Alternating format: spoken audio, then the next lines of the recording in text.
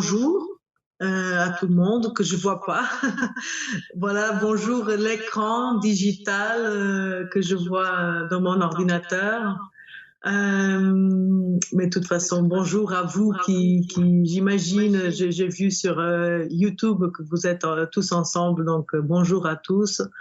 Euh, et je félicite et je remercie d'ailleurs l'invitation de Christophe Legac pour être ici aujourd'hui, même que seulement virtuellement. Et je félicite d'ailleurs cet événement qui est très important, en plus que ça soit non seulement une célébration de la pensée de Deleuze en France, parce que Deleuze est très célébré ailleurs, toujours. On voit d'autres événements qui s'organisent partout dans le monde. Donc c'est une grande joie de participer à un événement sur Deleuze en France. Et aussi dans une école avec des étudiants, avec donc seulement l'académie fermée en soi, mais aussi en ayant des étudiants. C'est toujours une grande joie. Et donc, et alors, pour aujourd'hui, l'invitation qui m'a été faite, c'est surtout à propos de mon livre que j'ai écrit sur Deleuze en 2013 déjà, que j'ai publié en France. Donc, vous, Français, vous pourrez très bien le lire. Et qui a été récemment traduit pour l'anglais par un grand commentateur de Deleuze qui est Ronald Bogue. Et donc, le livre est sorti aux États-Unis en 2020, en pleine pandémie. Et donc, c'est un livre que j'ai toujours plaisir aussi d'en parler. Et donc, je disais que l'invitation qui m'a été faite, c'était précisément pour parler un peu de mon livre et cette question de... Donc, mon livre, c'est sur la pensée de Deleuze, sur la littérature. Et donc, c'est un peu une espèce de comprendre la pensée active, pour revenir sur le thème de ce symposium, la pensée active de Deleuze en ce qui concerne la littérature. Parce que précisément, ce que j'ai voulu montrer dans le livre, c'est qu'il y a une espèce de deux mouvements en même temps, deux plans entre littérature et philosophie, et que Deleuze fait ce mouvement toujours. La littérature, c'est l'art que Deleuze a privilégié, comme vous le savez, bien qu'il a fait des livres sur cinéma, sur la peinture, même sur la musique. On voit là, se prononce sur un tas d'art, théâtre, mais c'est en fait la littérature qui a un lieu privilégié dans sa pensée. Et en fait, penser cette relation entre littérature et philosophie, c'est très riche, c'est très complexe. Je ne veux pas dire que ça soit le plus difficile, ce n'est pas le plus difficile.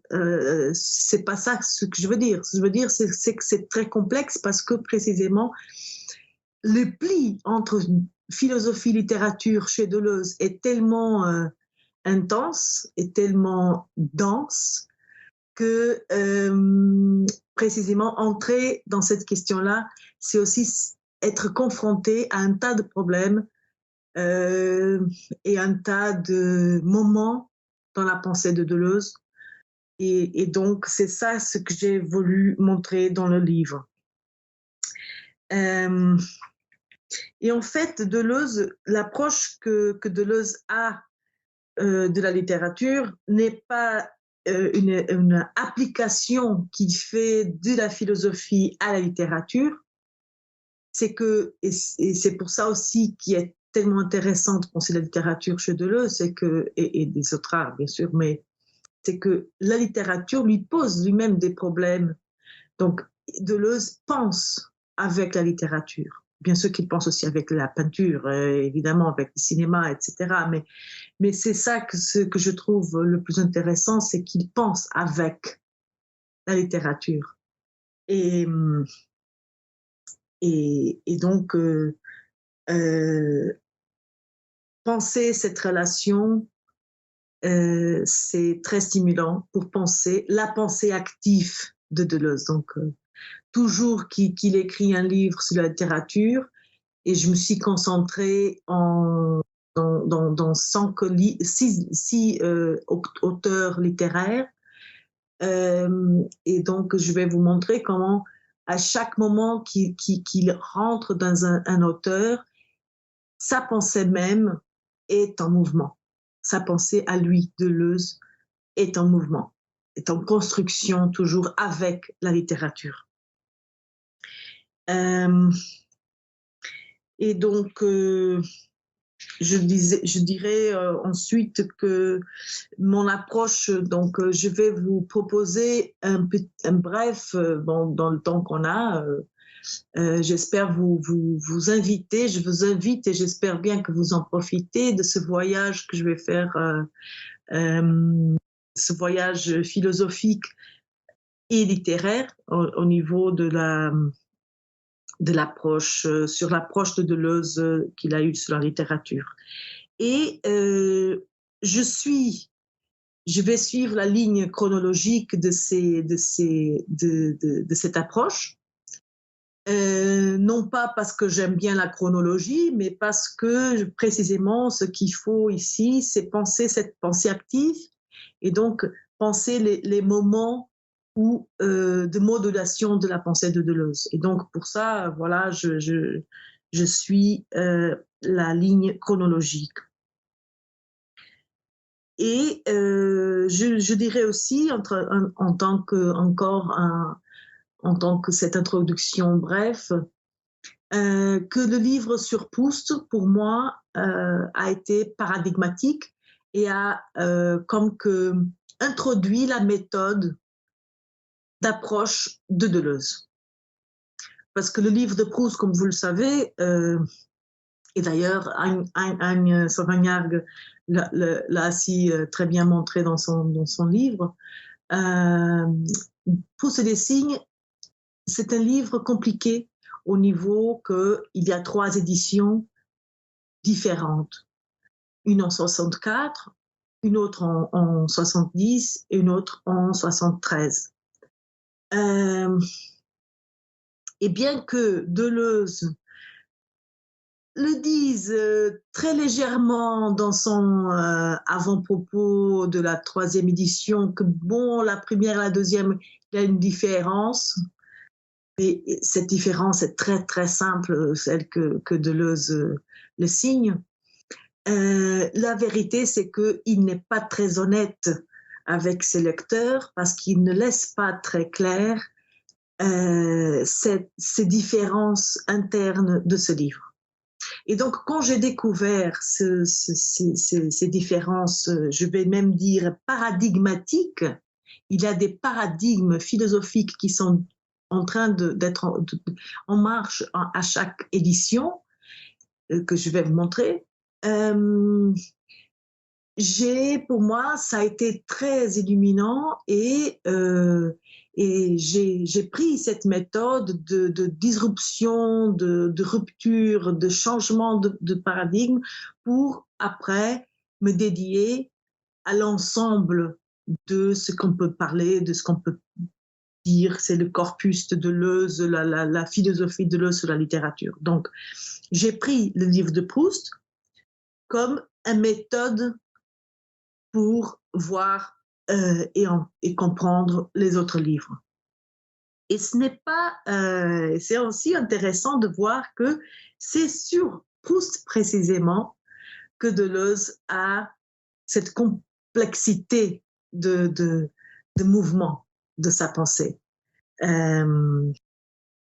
C'est en fait, ce qu'on peut dire, c'est un livre rhizome, le livre de Proust et les signes, que Deleuze a écrit sur Proust, parce que on peut même dire que de la même façon que Proust a écrit à la recherche du temps perdu, le livre de Deleuze sur Proust est aussi un livre en processus, en permanent mouvement de reconstitution, donc un livre comme si on peut dire à la recherche d'une synthèse perdue elle-même. Euh, alors, je disais que Proust et des signes est donc un livre paradoxal dans le sens où il est construit sur 3 niveaux, 3 univers non communicants théoriques, mais en ayant une forme de continuité. Parce que, comme vous le savez, Proust, il y a une première partie, c'est celle qui a été écrite en 64. Après, en 70, Deleuze écrit une autre partie qu'il appelle deuxième partie, donc en montrant une liaison entre première et deuxième partie, et ce qu'il appelle conclusion, ce n'est pas une conclusion, c'est un autre, on pourrait dire même une troisième partie, parce que c'est un troisième univers. Ce n'est pas une conclusion, ça ne conclut rien des 2 précédents.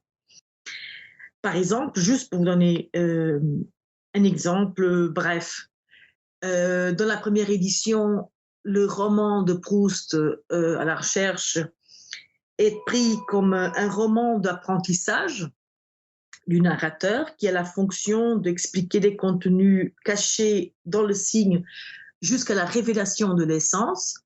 Et ça, c'est l'idée qui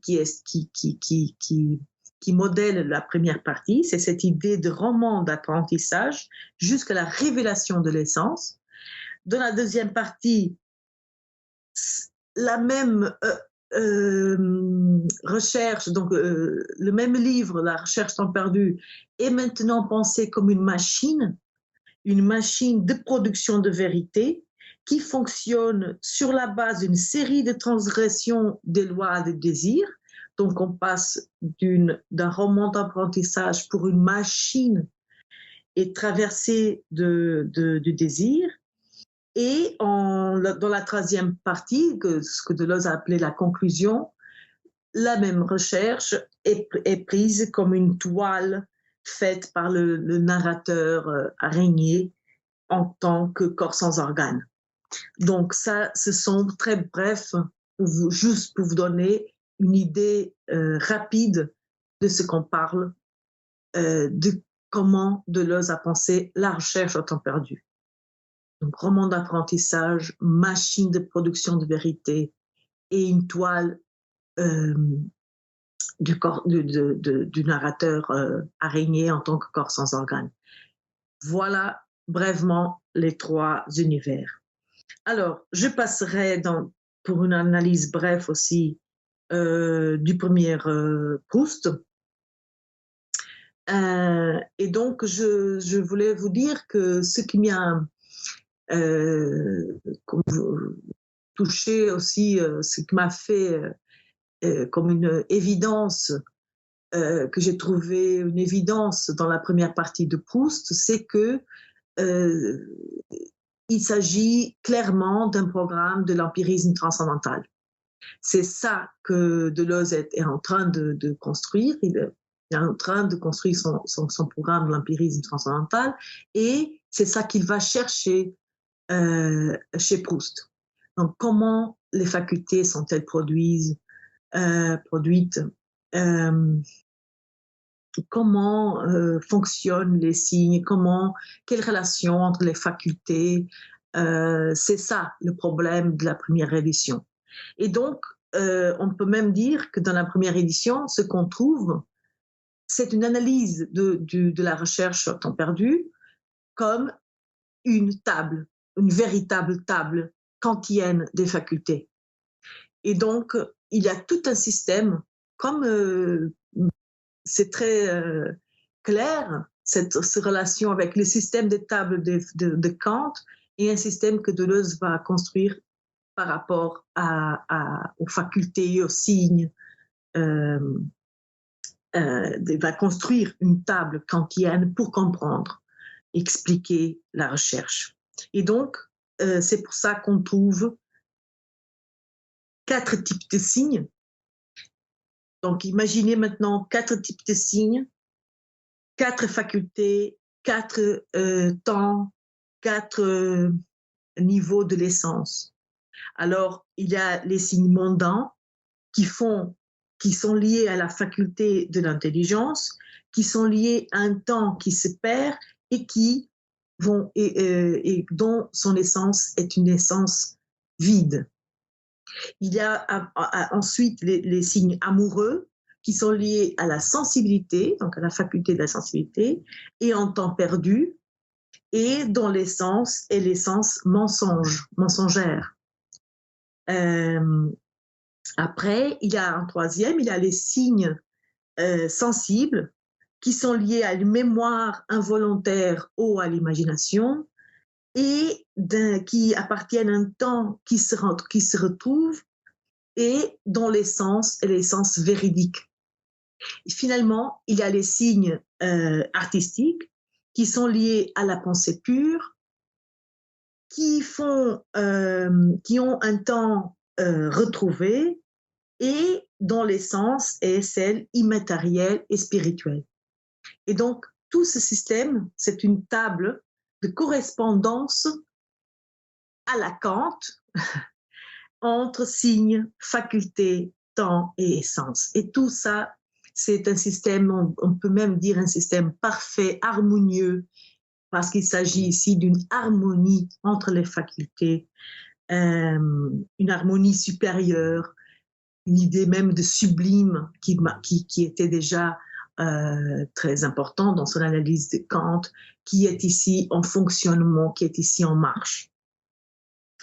Et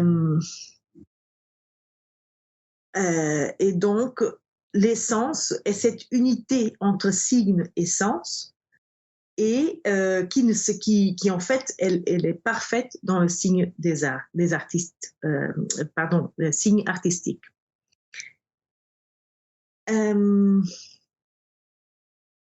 Alors, ça, c'est un peu le premier, donc ça c'est la première édition de Proust.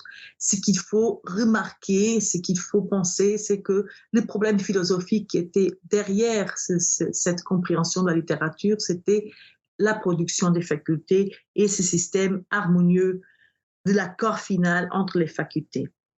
Mais entre la première et la deuxième édition de Proust, Deleuze publie le livre sur Sacher-Masoch, présentation de Sacher-Masoch. Et donc, on parle de 67. Et c'est intéressant de voir ici l'entrée en jeu d'un autre auteur qui va marquer Deleuze dans cette période-là, c'est Freud.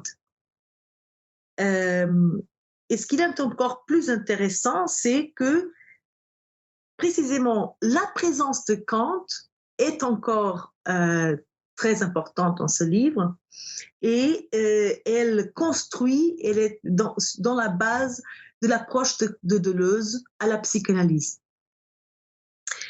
La grande différence que Deleuze va établir entre la différence de Sade et celle de Masoch, c'est-à-dire entre une littérature du syndrome du sadisme et celle du masochisme, passe précisément par la différence entre raison et imagination. Et donc, Sade, l'analyse que Deleuze fait de Sade, il va dire que c'est une œuvre où ce qui est le plus principal, c'est l'idée construite par la raison, et en Masoch, c'est l'idéal de l'imagination. Et cette différence, donc, est décisive. C'est une différence kantienne que Deleuze introduit dans une compréhension psychanalytique de Sade et de Masoch. Et donc, Sade, je disais que c'était l'idée vers la raison. C'est une littérature comme une pensée froide, de la démonstration rigoureuse, apathique, de la violence, et c'est une négation du réel au nom d'une idée supérieure de la raison. En tant que Masoch, c'est donc l'idéal de l'imagination, une littérature comme imagination, comme création du fantasme, qui multiplie plusieurs dénégations comme art du suspense. C'est une dénégation du réel pour incarner l'idéal du fantasme. Donc c'est une ascension à l'intelligible et le fantasme. C'est une littérature qui construit un fantasme pur, idéal. Donc, l'élément commun entre Sade et Mazok, c'est le processus fictionnel, ou le fait d'être une fiction du réel. C'est-à-dire, la littérature est cette production d'un autre réel. C'est une relation avec un double du réel, le fantasme. Alors, chez Sade, ce fantasme se fait par une négation des lois et de la nature. C'est la création d'une autre supérieure réalité, d'une autre nature, de notre système de lois. Donc, on fait la négation de ce qui existe pour faire une autre supérieure, parce que c'est précisément une idée de la raison. Tandis que chez Mazok, le fantasme signifie la dénégation du réel, de l'objet du plaisir, la suspension du désir pour atteindre l'impossible. Et donc, ça, c'est la compréhension ici, c'est une compréhension psychanalytique de la littérature que Deleuze a dans ce livre, et construite, comme je disais, par l'interprétation de Kant, d'un Kant du sublime, d'un Kant d'un impossible sublime. Et donc, je disais aussi que Freud, c'est un auteur qui, comme on le sait très bien, qui est un auteur important pour Deleuze dans ce moment, surtout dans ce livre au-delà du principe du plaisir. Et à partir de l'idée de cette compulsion à la répétition de Freud, Deleuze va faire de cette répétition le principe transcendantal du plaisir. C'est-à-dire, au lieu de vivre la répétition comme une approche du plaisir, comme un moment pour atteindre le plaisir, Deleuze va affirmer chez Zakel Mazok la répétition comme un idéal, l'idéal de l'imagination. Alors, le plaisir devient cette marche pour la répétition. C'est dans la répétition qu'on a le plaisir. D'où tout le processus masochisme de la suspension. Le plaisir, ce n'est pas le but, ce n'est pas la fin. Le plaisir se fait dans la répétition elle-même, dans la suspension du plaisir, dans la construction obsessive de ces scénarios figés comme le manteau, les bottes, ces éléments fétiches du masochisme. Et donc, Freud a inventé cette puissance du thanatos au-delà de Eros, du désir, et Deleuze va surpasser Freud en affirmant Eros et Thanatos comme deux formes pures de la répétition. Donc, Thanatos, c'est l'instinct de mort, comme on sait, et le masochisme primordial qui fonctionne dans le mécanisme de la suspension du plaisir. Mais il y a aussi un autre auteur qui est mis en place dans cette approche de Deleuze du masochisme dans cette époque, qui est Lacan. Lacan, on ne peut pas oublier l'influence que Lacan a eue sur Deleuze dans cette période. Et Lacan, il rentre dans cette approche de la littérature, dans ce moment, avec l'idée de loi comme impossible à atteindre. Et donc le masochisme, c'est l'attente, la suspension, compris comme le retardement du plaisir. Mais c'est intéressant aussi que l'idée de Lacan d'une loi vide et vide de pair, Deleuze va suggérer une loi pleine de mère. Et donc, on peut voir ici comment le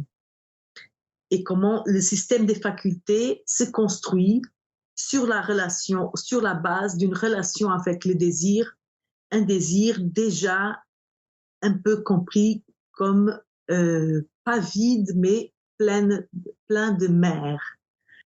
Et du rôle de la femme, parce qu'on sait que le rôle de la femme est très important dans le masochisme. Alors, Sade est compris comme un travail de la raison comme négation du réel par la violence sur le symbolique, et Mazoch est vu comme imagination en tant que dénégation du réel par la suspension du désir dans l'idéal de l'imagination. Et donc la raison, c'est la faculté des idées, l'imagination, la faculté de l'idéal. Alors, juste un moment.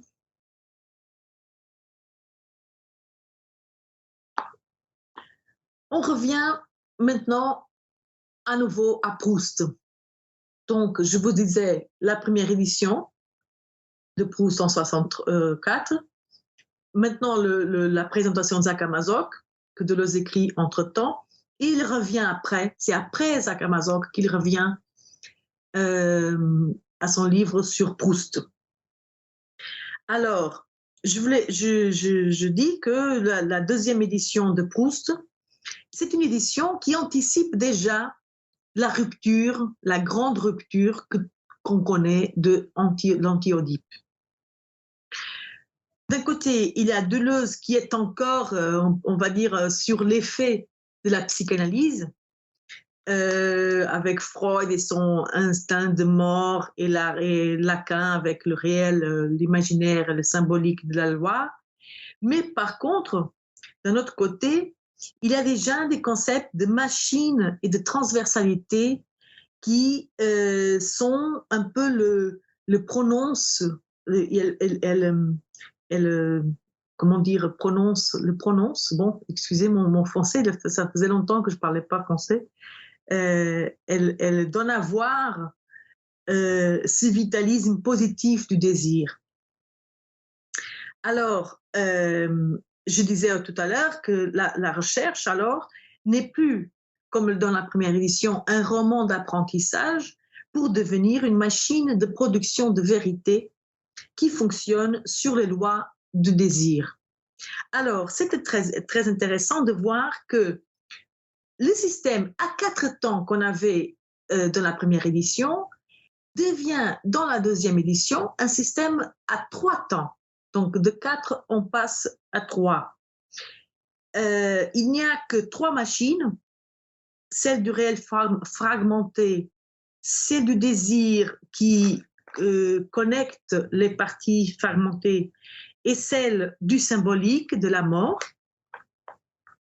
Et il y a 3 signes, les mondains et les amoureux. Deleuze les associe en étant, comme fonctionnant comme un, les sensibles et un nouveau type de signe que Deleuze introduit dans la deuxième édition, que c'est le signe de la mort et du vieillissement, qui n'existait pas dans la première, précisément les signes de Thanatos, de la mort.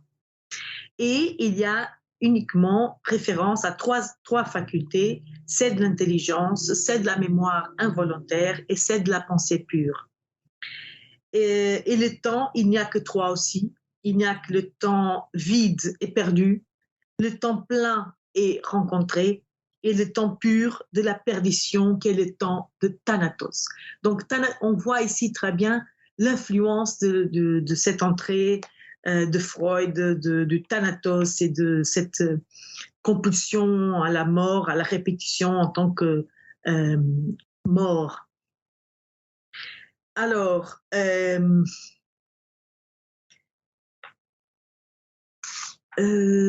et donc, ça, c'est le plus important à retenir, c'est que ici, le programme transcendantal se comprend à la loi des lois de désir et de la vérité, révélé sur une nature primordiale de deux séries, qui est l'homosexuel et l'hémaphroditisme.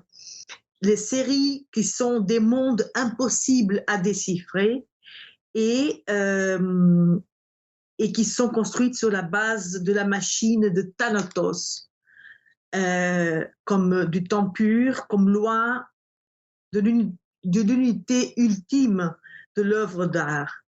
Donc, il y a un vitalisme des machines Thanatos, qui sont les machines qui, après Antiope, vont se transformer dans les machines désirantes. Alors, j'arrive alors à la 3e édition de Proust et les signes, et je prends votre attention parce que, regardez, il y avait le système à 4 temps, le système à 3 temps, et voilà que dans la conclusion, le système se fait à 2 temps. C'est presque une machine binaire, si on pourrait dire. Et donc, tout s'organise d'une façon à 2 temps, binaire, entre une duple conceptuelle qui provient de l'Antiope, c'est-à-dire la différence entre normal et folie. Et donc, il n'y a que 2 signes. Il n'y a que des signes discursifs et les signes non discursifs. Et donc, les signes discursifs, ils peuvent bien être volontaires ou involontaires, et les signes non discursifs, ils sont les délires d'interprétation et du délire d'érotonomanie ou de jalousie. Et donc, le programme de l'empirisme transcendantal est maintenant repensé à la lumière de cette double entre normalité et folie, et le problème devient celui de la genèse, non plus des facultés, ce n'est plus ce problème, mais maintenant la genèse de la folie. Le personnage Charlus devient le grand émissaire des signes discursifs, pardon.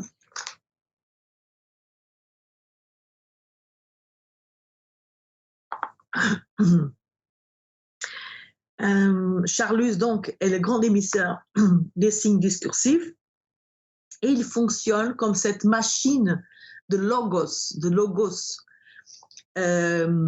Mais par contre, il est traversé par 2 points singuliers, les yeux et la voix, qui sont les éléments disruptifs, intensifs, d'où germine la folie à l'intérieur de la machine discursive.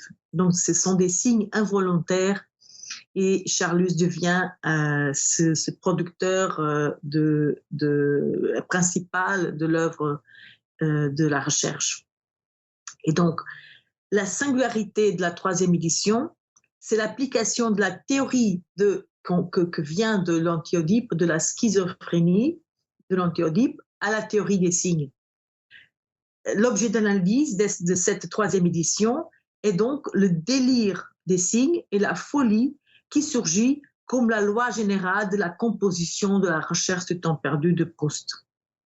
Si, dans la 2e édition, il surgit déjà le concept de machine pour déruber, pour détruire l'idée d'unité de la recherche, on peut dire que cette idée de machine avait encore un rapport à une certaine unité, idée de unité du multiple, du fragmentaire, unité non pas comme principe, mais comme effet de la machine qui était la transversalité. Et donc, ça marchait encore. Mais dans la 3e édition, Deleuze veut affirmer une totale absence de l'unité de l'œuvre d'art, et c'est donc qui surgit le concept de corps sans organe, qui ne conduit pas à une unité supérieure, ni comme principe, ni comme but. D'ailleurs, en Antiope, Deleuze va même dire que l'œuvre de Proust, c'est, et je cite, l'œuvre schizoïde par excellence. C'est intéressant qu'il va dire ça. Et définit la recherche non plus comme une cathédrale, comme il avait fait dans la première édition, mais maintenant comme une toile d'araignée qui se fait comme un corps sans organes. Donc, ce qui est en cause ici, c'est un concept de littérature comme un processus d'investissement schizophrénique du narrateur qui crée ces personnages et qui s'y multiplie dans ces personnages et qui projette chez eux sa propre schizophrénie. Albertine, le narrateur, Albertine n'est pas schizo, ses délires sont la manifestation de la schizophrénie du narrateur qui crée des marionnettes de son propre délire. Et donc, la question du statut du narrateur gagne donc une importance ici dans la troisième édition de Proust et Lessing. Le narrateur devient le centre, le nerf même de la recherche, parce qu'il produit ces personnages, tous ces amours, tous ces délires, tous ces jalousies. Pardon, je vais fermer un peu ici la fenêtre. Le narrateur devient alors compris comme cette toile, cette réseau, machine délirante qui crée le devenir universel des personnages. Donc, la grande thèse du programme de l'empirisme transcendantal, les facultés qui ont sa genèse dans l'expérience de l'œuvre d'art elle-même, se confirme par cette analyse du statut du narrateur, parce que c'est dans ce travail fictionnel du narrateur que les facultés émergent et s'exercent, et que le corps sans organes, on peut le comprendre du narrateur comme une espèce de pathos, une condition de possibilité d'être affecté avant de la sensibilité, avant de la mémoire ou de l'imagination, avant même de la perception. C'est un pathos qui est seulement affecté par les signes qui sont vibrations intensives dans sa toile d'araignée, et donc et qui ne remettent pas pour une unité de sens, elles sont des ondes. Et donc, je voulais dire alors que, pour conclure un peu cette approche, cette vision de Proust et Lessing, que Deleuze construit alors son programme de l'empirisme transcendantal, mais plus que revenir à Proust pour à perfectionner, pour rendre plus parfait et maintenant il y a un mot qui me manque. Bon, sa thèse sur la littérature, Deleuze va lui-même à la littérature elle-même pour penser un problème philosophique de la constitution des facultés. Et donc, la littérature, ici, c'est le lieu même de la pensée de ces problèmes. Et donc, juste pour conclure, les trois éditions, Proust et Lessing est donc paradigmatique en ce qu'il laisse comprendre qu'en 64, Deleuze voit dans l'œuvre de Proust l'exemple du modèle kantien des tables des facultés. En 70, Deleuze il pense la recherche comme le modèle psychanalytique de la loi du désir et de la pulsion de mort, et en 73 comme lieu de corps sans organes et de la schizophrénie. Excusez-moi, c'est que là, je suis dans un point chez moi où j'ai le soleil sur la tête. Excusez-moi.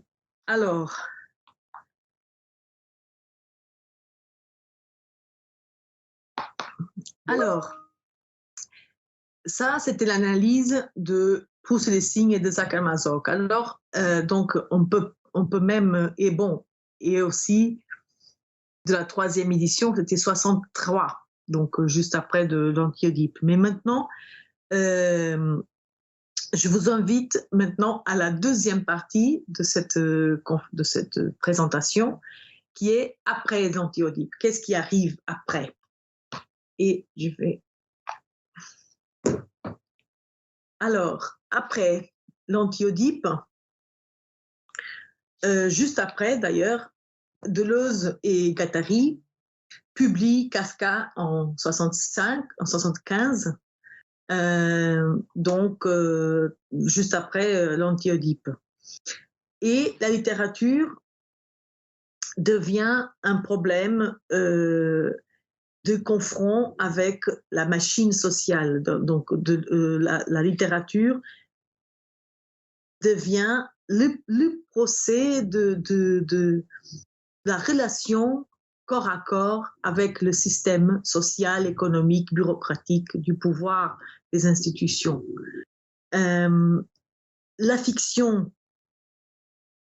devient ici, si la fiction a été introduite dans le livre de présentation Sakamazok, mais comme un système seulement sadique ou masochiste, ici, chez Kafka, la fiction est ce système de relation avec de la littérature avec les pouvoirs. Donc la littérature est un système de fiction par rapport au pouvoir, au réel.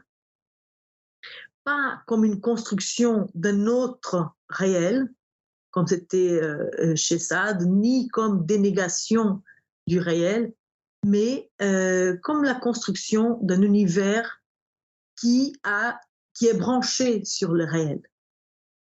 Et c'est intéressant que précisément c'est sur Kafka, qui est connu comme l'auteur fétiche des analyses psychanalytiques de la littérature.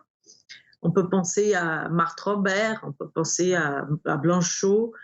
C'est précisément sur cet auteur symbole, cliché de la compréhension psychanalytique de la littérature que Deleuze et Guattari vont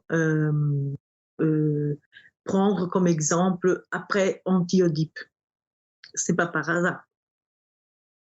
Et donc, parce que précisément Kafka était l'auteur ou l'interprétation d'une littérature de désir refoulé, d'une perversion édipienne ou du fantasme faisait beaucoup de sens dans l'analyse de Kafka régulière.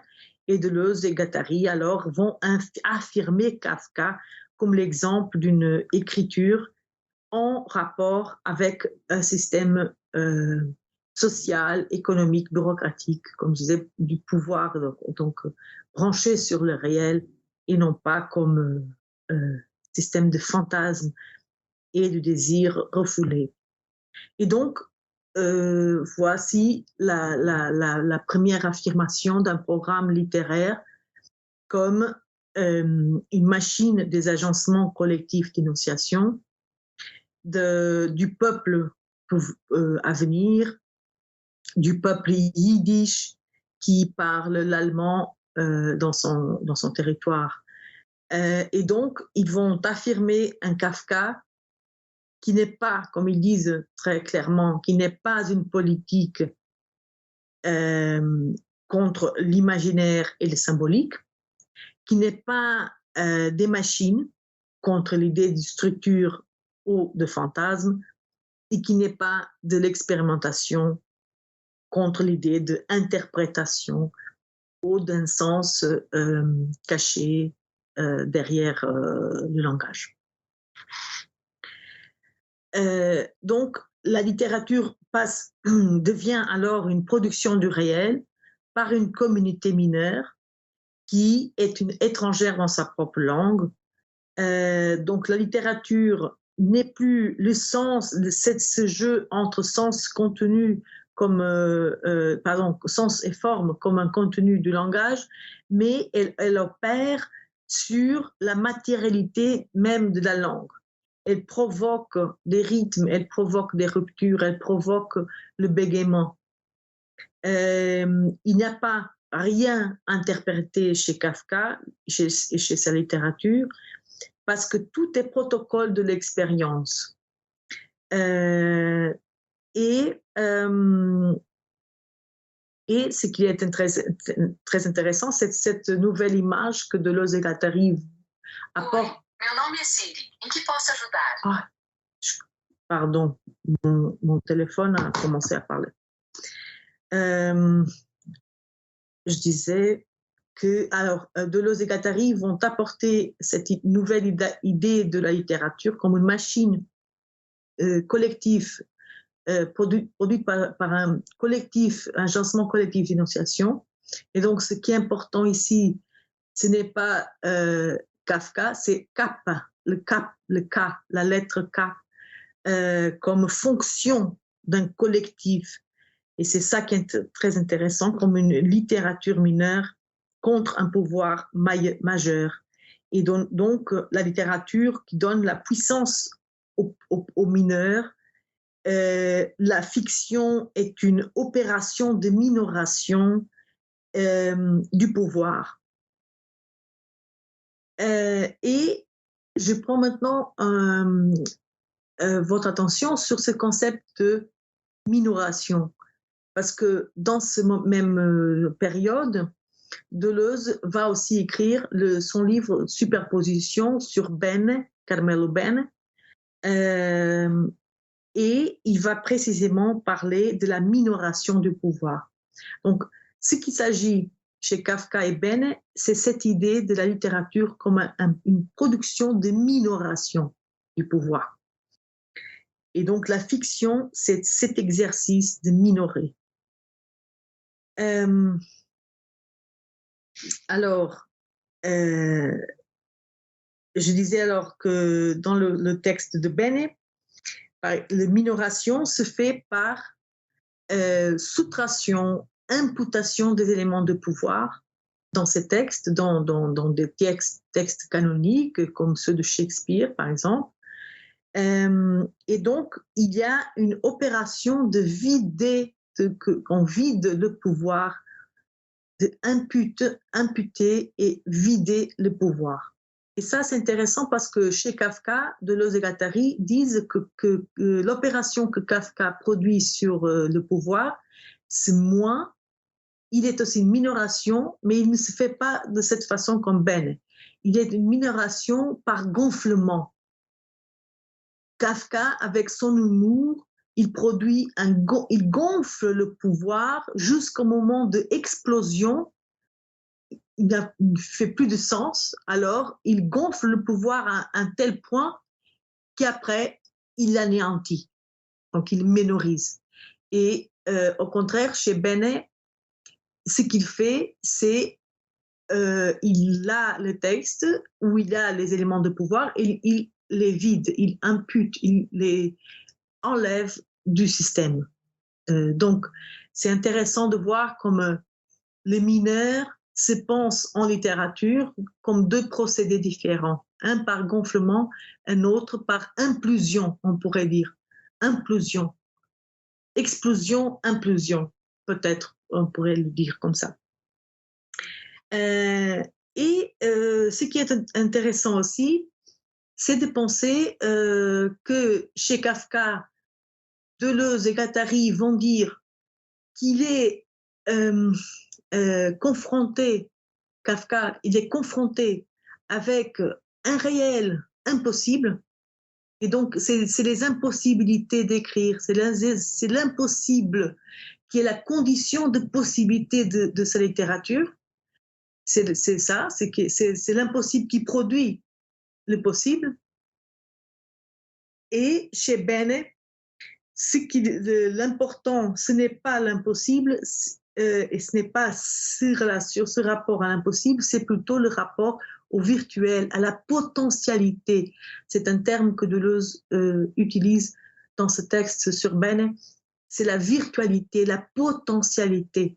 Et donc la littérature, c'est ce mécanisme, je ne vais pas dire mécanisme, bon, mais c'est ce procès de anéantir le pouvoir pour faire sortir des virtualités, des potentialités créatives. Je ne sais pas si j'ai encore du temps. J'ai. Ok. Un peu plus, juste pour pour rentrer maintenant, pour finir, parce que je vois le temps qui passe, dans le troisième point de cette présentation, mais je vais le faire rapidement. Alors, pour un troisième point, je vous invite maintenant à faire un autre saut dans la philosophie de Deleuze, et on va analyser ce qu'il a écrit après le livre sur Leibniz, après le pli. Et donc, il a écrit je vais concentrer mon analyse sur Beckett et Melville, et surtout le personnage de comte de Bartleby. Et donc, je me concentre là, et je voulais dire que si dans la période de Kafka et Bene, la littérature était une expression mineure contre un pouvoir, donc une extériorité, un corps à corps, de cette relation corps à corps avec le pouvoir, une fuite, il a même l'idée de fuite, de ligne de fuite, et même l'obsession pour la fuite, comme la taupe, par exemple, de Kafka. Et c'est impossible est lui-même la condition de possibilité de la fiction.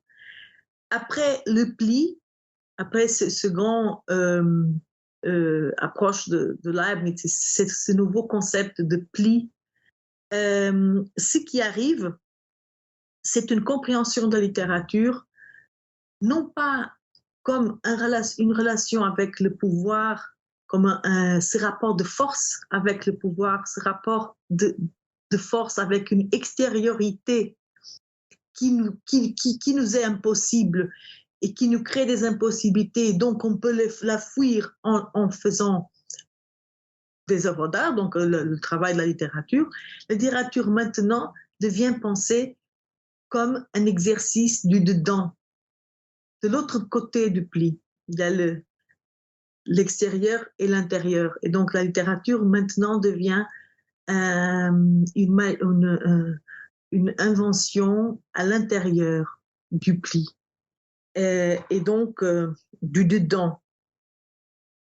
Et donc, on commence à voir comment comment Deleuze l'affirme clairement, que chez Beckett et chez Bartleby, par exemple, le personnage Bartleby, je pense chez Melville, ce qu'il y a, c'est un impossible comme une situation totale. Il n'y a que l'impossible. Donc l'impossible est là.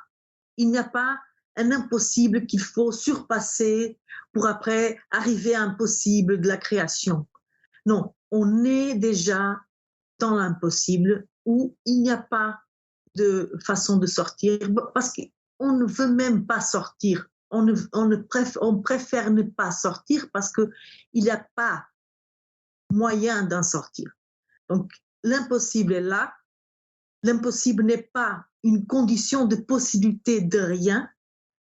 Et donc, la littérature après le pli, c'est cette affirmation totale de l'impossible, d'un impossible total. Voilà. Et donc, qu'est-ce qu'il s'agit alors, de quoi s'agit-il alors, la littérature? Alors, chez Beckett, c'est l'affirmation de cet épuisement.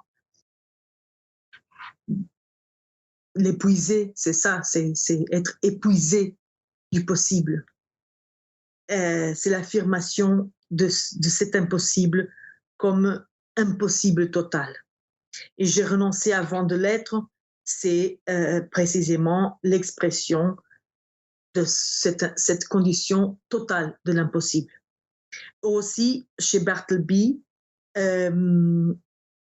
c'est l'histoire de ce personnage qui prononce « je préfère ne pas » comme précisément une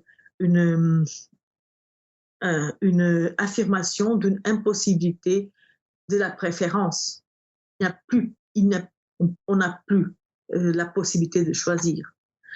Et donc, la formule n'a que des effets, n'a que sa littéralité chez les autres. Donc, elle contamine tout le monde et la mort est la seule solution. C'est la dévastation totale, c'est l'impossible final.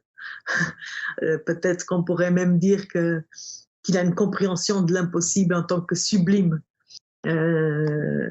qui est en marche dans cette compréhension de la littérature. Et donc, pour finir cette traversée de la littérature, et je vais conclure,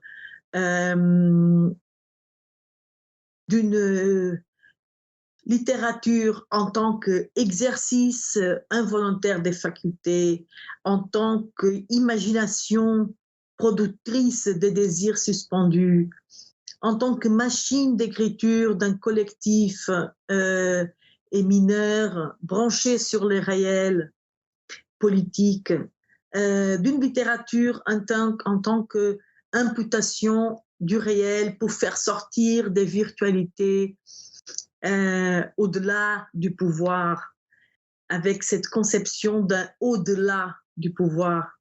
Et après, une compréhension de la littérature sans aucun au-delà du possible, mais précisément en affirmant le mouvement du dedans de l'impossible, le vécu d'un dedans de l'impossible. Et cette affirmation du néant, de la création, par la formule « je préférais ne pas ». Ou alors, cette littérature comme pensée comme épuisement de tout possible dans l'expression beckettienne « j'ai renoncé avant de l'être ». Alors, qu'est-ce qui se passe dans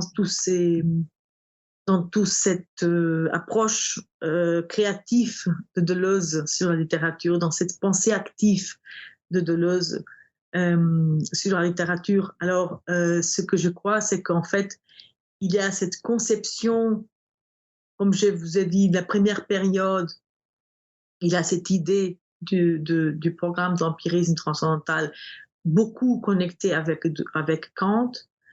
Dans une deuxième période, on pourrait parler d'une deuxième période politique de confrontation corps à corps avec le possible, avec le réel, l'actuel. Et dans cette troisième période finale, après le pli, on voit une compréhension de la littérature comme un programme plutôt de dedans, et donc de l'éthique, et non pas comme politique, mais éthique. Et je finis